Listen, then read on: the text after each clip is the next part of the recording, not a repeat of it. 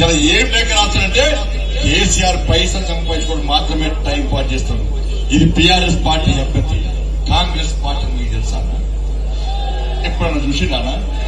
Vinod Kumar non local. Vinod Kumar garu ఈ Congress party లోకలా non local ఉండదు.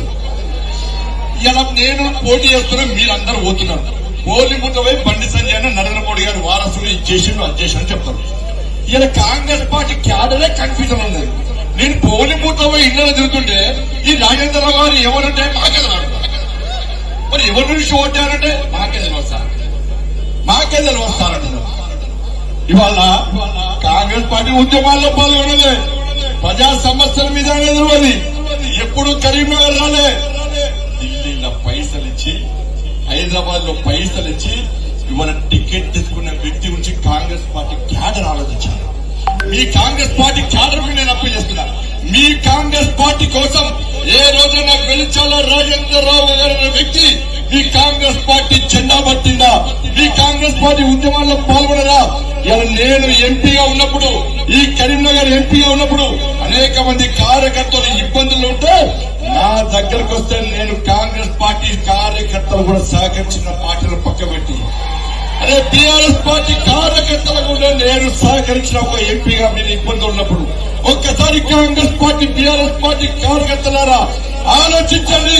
మీ నాయకులు కావాలా, నరేంద్ర మోడీ గారు ప్రధానమంత్రి కావాలన్నా ఒక్కసారి ఆలోచించండి.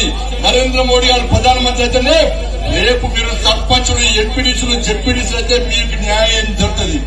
కేసీఆర్ గాని, రాహుల్ గాంధీ గాని, సోనియా గాంధీ గారు అంటే మీకు ఏమీ జరగదు. మా captain Indian political league match మా కెప్టెన్ నరేంద్ర మోడీ మా కెప్టెన్. కాంగ్రెస్ పార్టీ కెప్టెన్ ఎవరైనా కెప్టెన్ లేకుండా మ్యాచ్ ఉంటుందా అన్న? కెప్టెన్ లేకుండా ఇలా మ్యాచ్ ఆడుతుంది కాంగ్రెస్ పార్టీ. బీఆర్ఎస్ పార్టీకి నా ప్లేయరు లేరు, నా కెప్టెన్ లేడు బీఆర్ఎస్ పార్టీ. కాబట్టి దయచేసి కార్యకర్తలారా, సమయం లేదు, వారు త్వరగా వెళ్ళారు కాబట్టి మీరందరూ నా ఒకటే రిక్వెస్ట్, బూత్ తిరగండి, తప్పుడు ప్రచారాన్ని నమ్మకండి. ఇలా కాంగ్రెస్ బీఆర్ఎస్ పార్టీ కలిసి వాళ్ళిద్దరు కలిసి నిర్ణయాలు తీసుకున్నారు. బండి సంజయ్ ని ఓడగొట్టాలంటే నువ్వు ఇది మాట్లాడు, నేను ఇది మాట్లాడతా.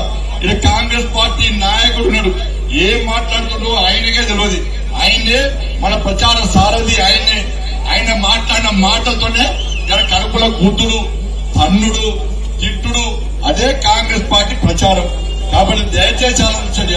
ఇలా కరీంనగర్ అభివృద్ధికి నేను చేస్తా. ఇలా నరేంద్ర మోడీ గారి ప్రభుత్వం ఏర్పడుతుంది కాబట్టి నిధులు తీసుకొచ్చే అవకాశం మనకుంది, అభివృద్ధి చేసే అవకాశం మనకుంది. కాబట్టి నరేంద్ర మోడీ గారు ప్రధానమంత్రి కావాలంటే ఇక్కడ భారతీయ జనతా పార్టీ అభ్యర్థిగా పోటీ చేస్తున్నా, నన్ను భారీ మెజార్టీతో గెలిపించాల్సిందిగా మీ అందరికీ విజ్ఞప్తి చేస్తూ, అన్ని వర్గాల గురించి ఆలోచించే పార్టీ భారతీయ జనతా పార్టీ. 27 మంది బీసీ ఎంపీలను మంత్రులు చేసిన ఘనత నరేంద్ర మోడీ గారు, 12 మంది ఎస్సీ ఎంపీలను మంత్రులు చేసిన ఘనత నరేంద్ర మోడీ గారు, 8 మంది ఎస్టీ ఎంపీలను మంత్రులు చేసిన ఘనత నరేంద్ర మోడీ గారు, అగ్రవర్ణాల్లో పేదలకు రిజర్వేషన్ ఇచ్చిన ఘనత నరేంద్ర మోడీ గారు. దయచేసి ఆలోచించి పూర్తికి ఓటు వేయాల్సిందిగా మీ అందరికీ విజ్ఞప్తి చేస్తూ 13వ తారీఖు వరకు మనం పూర్తి సమయం ఇచ్చి మనం పనిచేయాల్సిందిగా మీ అందరికీ విజ్ఞప్తి చేస్తూ, ఒక్కసారి కిషన్ రెడ్డి గారికి మాట ఏంటన్నా అన్న, 13వ తారీఖు వరకు మేము అన్ని పనిచేస్తాం, ఇల్లు కుటుంబాన్ని పట్టించుకోం, మా ఉద్యోగాలు పట్టించుకోం, మా వ్యాపారాలు పట్టించుకోం, ఏమి లేకుండా ఎట్టి బస్సులో నరేంద్ర మోడీ గారిని ప్రధానమంత్రి చేయడానికి ఎట్టి బస్సులో 13వ తారీఖు వరకు ఫుల్ టైం పనిచేస్తామని ఒకసారి చేతున్నా. జై శ్రీరామ్, జై శ్రీరామ్. గౌరవనీయులు పెద్దలు, మన రాష్ట్ర రథసారథి, మనందరి ప్రియతమ నాయకులు